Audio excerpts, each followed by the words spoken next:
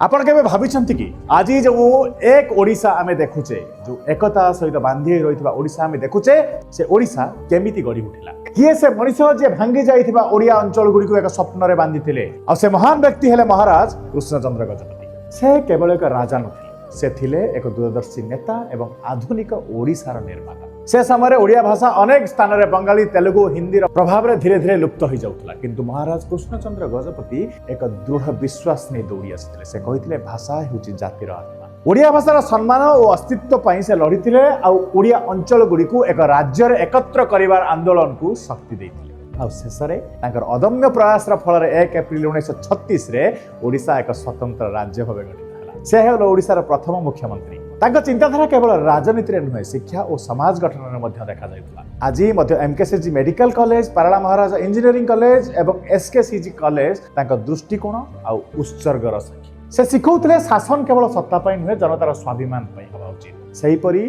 महाराज कृष्णचंद्र गजपति केवल जने राजा नुहे, से हेले ओडिशार एकतार स्थपति, आमर प्रथम मुख्यमंत्री एवं ताकर स्वप्न आज मध्ये प्रत्येक ओडियार मन रे जीवंत अछि। नमस्कार, जय जगन्नाथ।